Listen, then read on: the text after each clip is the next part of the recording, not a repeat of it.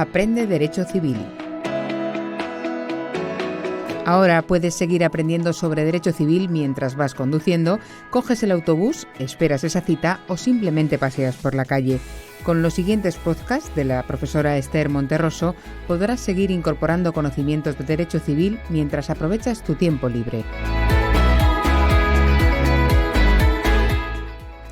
La familia es el núcleo primario del ser humano, donde el individuo se desarrolla como persona y se integra en la sociedad.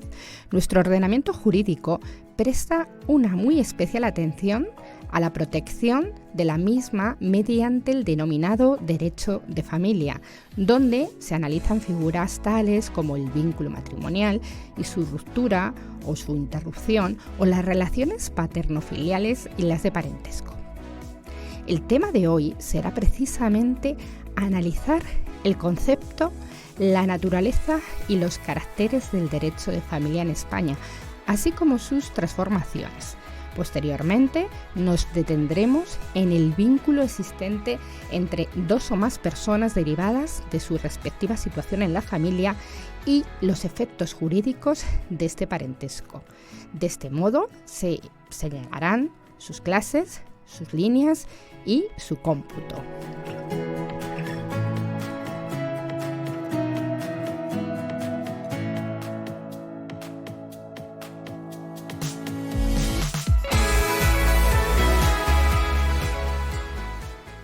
Comienzo por presentarme. Soy Esther Monterroso, profesora titular de Derecho Civil y abogada. Comenzamos.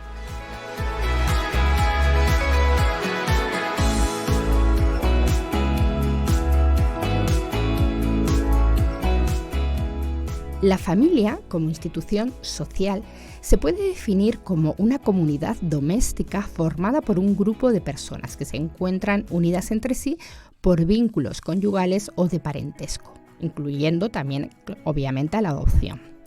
Como institución jurídica, el derecho regula a la familia por ser el núcleo y origen de toda organización social, así como del desarrollo de la persona. El derecho de familia siempre se ha tratado como derecho privado, pero con unos caracteres que lo configuran con una especialidad y una autonomía propia. Entre sus efectos jurídicos civiles más relevantes podemos destacar los impedimentos matrimoniales, la obligación de alimentos o la vocación sucesoria. El derecho de familia ha constituido uno de los campos jurídicos donde se han producido más reformas en estas últimas décadas, como consecuencia, pues obviamente, de las transformaciones sociológicas de la familia y de los cambios que están teniendo lugar, donde descienden los matrimonios y el número de hijos, aumentan las uniones consensuales, se incrementan las separaciones y los divorcios y aparecen nuevas formas de estructuras o de tipos de familia. De hecho, ya se comienza a adoptar la terminología de pluralidad de familias. Entre los cambios legislativos más significativos en derecho de familia que se han producido, debemos destacar varios hitos legislativos. Bien, en primer lugar, por ejemplo, uno de los cambios más importantes que tuvo lugar fue con la aprobación de la Constitución de 1978, al consagrarse la igualdad efectiva jurídica del hombre y la mujer dentro del matrimonio. En la igualdad y además otros preceptos constitucionales que han incidido en la familia, como son los artículos 39, 32, 57 y el 18. Otro hito fue el de la Ley 11/1981 de 13 de mayo, que llevó a cabo importantes reformas, sobre todo en materia de filiación y en materia de patria potestad y del régimen económico del matrimonio. También hay que destacar, como no, la Ley 15/2005 de 8 de julio en materia de separación y divorcio, que eliminó las causas legales para la separación y el divorcio y permitió el divorcio sin necesidad de instar previamente la jurisdicción. Otro cambio significativo fue el producido en el 2015 por la Ley 15/2015, 2 de julio, de jurisdicción voluntaria, que permitió el divorcio fuera del ámbito judicial, atribuyendo al letrado de la Administración de Justicia y al notario dicha función en determinadas circunstancias en las que no existían hijos menores o discapacitados.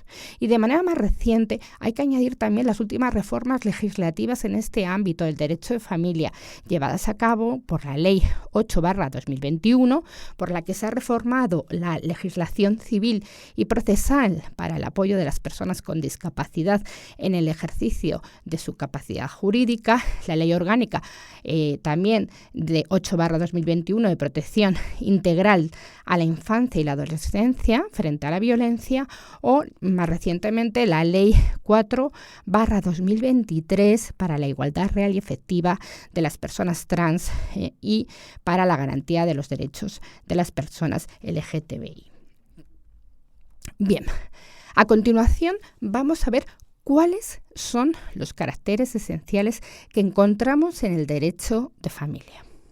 La doctrina señala los siguientes: su contenido ético, o si se prefiere, el carácter más bien moral que jurídico de sus normas, como puede ser el deber de respeto, el deber de socorro entre los cónyuges, el deber de velar por los hijos o el deber de obediencia de los hijos respecto a sus padres, ¿no?, que encontramos dichos deberes en los artículos 67, 68, 154 y 155.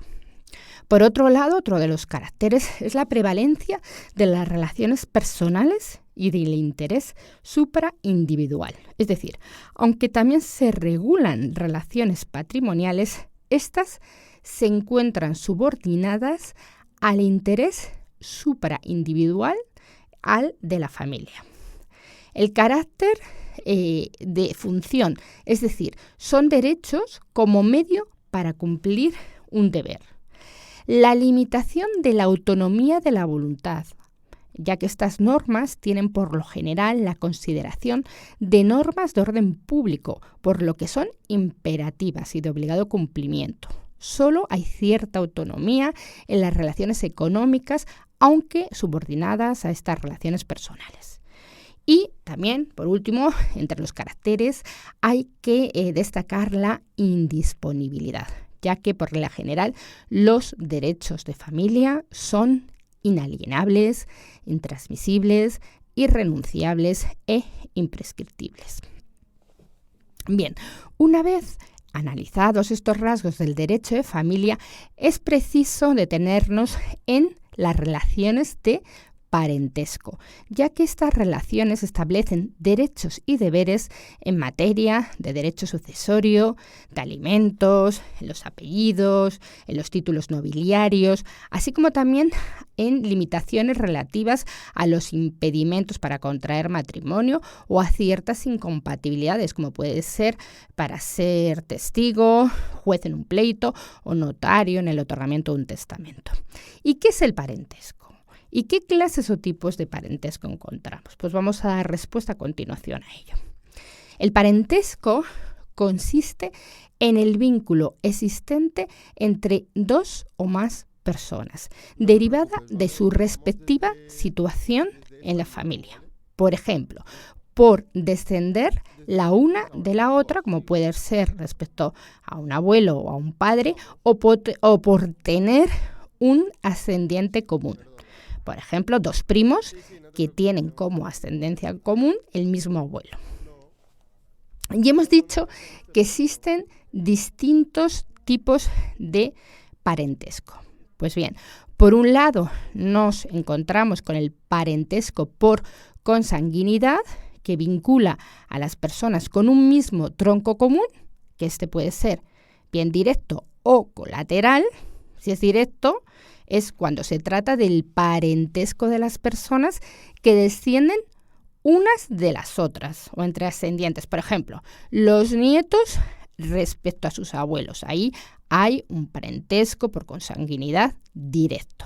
Y por otro lado está el parentesco por consanguinidad colateral, que se refiere al que tienen las personas con un tronco común, pero que no ascienden unas de otras, como sucede, por ejemplo, con los hermanos, los tíos o los primos. De este modo, el grado de parentesco que tenemos con respecto a nuestro tío, pues sería ¿cuál? El de consanguinidad colateral. Y decíamos que en estos tipos, ¿no?, de parentesco nos encontrábamos con ese parentesco por consanguinidad, y el otro tipo de parentesco es el parentesco por afinidad. En este caso, este parentesco vincula a cualquiera de los cónyuges con los parientes consanguíneos del otro cónyuge, y también se ve afectada por ciertas prohibiciones legales, como sucede con la adopción. Por ejemplo, el cuñado o la cuñada, el suegro o la suegra, el yerno o la nuera, si bien hay que señalar que esta afinidad no afecta a consuegros o concuñados. Por lo tanto, el primer tipo de parentesco, el parentesco por consanguinidad, se da respecto de la propia familia, mientras que este otro tipo de parentesco, el parentesco por afinidad, se establece respecto de la familia del cónyuge. Y por último tenemos el parentesco por adopción, que vincula a los adoptantes y su familia y al adoptado.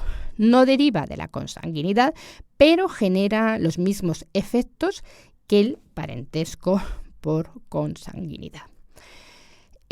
Vamos a ver a continuación las líneas y cómputos, porque esta proximidad de parentesco se determina por el número de generaciones entre las personas, de manera que cada generación forma un grado y la serie de grados constituye una línea. Las líneas pueden ser, y esto está regulado en el artículo 916 y siguientes del Código Civil, la línea directa o recta y la línea colateral. ¿Cuál es la línea directa o recta? Es en donde las personas descienden unas de otras y a su vez estas pueden ser ascendientes o descendientes. Así, la línea recta descendiente une al cabeza de familia con los que descienden de él. Abuelos, padres, hijos, nietos, por tanto. Y la línea recta ascendente liga a una persona con aquellos de quienes descienden. En este caso, nietos, padres, abuelos, bisabuelos. Bien. Y por otro lado, porque hemos dicho que por un lado teníamos la línea directa o recta y por otro lado tenemos la línea colateral, que está formada por parientes que no descienden unos de otros, sino que tienen un tronco común, es decir, que tienen un antepasado en común. El cómputo de estas líneas se realiza entonces de esa manera, ¿no? La línea recta o directa se sube únicamente hasta el tronco, así el hijo dista del padre un grado, 2 grados del abuelo, porque uno es el padre y el segundo es el abuelo, y 3 del bisabuelo. Primero el padre, un grado, segundo el abuelo y tercero el bisabuelo. Y en la línea colateral, que hemos dicho, recuerdo que la línea colateral estaba formada por parientes que no descienden unos de otros, pero que sí que tienen ese antepasado en común, pues en la línea colateral lo que hacemos es subir para el cómputo del número de grados hasta el tronco común, pues como la línea recta, pero después se baja hasta la persona con quien se hace el cómputo. Vamos a poner un ejemplo. El hermano dista, luego veremos un poquito más claro, dista 2 grados del hermano, 3 del tío, ¿vale? Porque es decir, del hermano de su padre o de su madre, 4 del primo hermano y así en adelante. En este ejemplo, para computar el grado de parentesco entre un hermano, entonces, ¿qué hacemos? Pues primero debemos subir hasta el tronco común, hasta nuestros padres, que constituye entonces el primer grado en línea recta. Y después hemos dicho que como subíamos al tronco común y luego descendíamos. Y después descendemos hasta nuestro hermano, que computa como otro grado. Por tanto, dista con nuestro hermano 2 grados. Así, si lo calculamos con vamos a poner ahora nuestro tío paterno, pues subimos al tronco común, que sería un grado a nuestro padre y otro segundo grado hasta nuestro abuelo paterno, 2 grados llevamos de momento, y ahora descendemos un grado hasta nuestro tío. Por lo tanto, la relación, el grado de parentesco, el cómputo entre nosotros con nuestro tío es de 3 grados. ¿Y qué efectos tiene esto del parentesco? ¿O para qué tomamos en cuenta las clases o tipos de parentesco y sus grados a efectos jurídicos?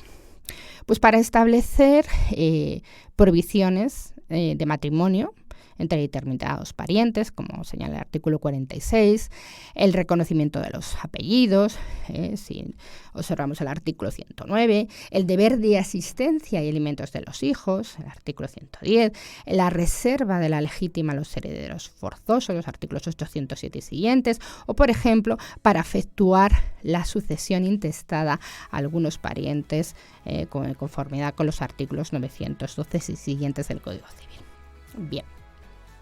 Espero que estas indicaciones generales sobre el derecho de familia y el parentesco os hayan resultado útiles, ya que sobre ellas avanzaremos en el análisis de las instituciones jurídicas familiares en los siguientes podcasts, y muchas gracias por vuestra atención.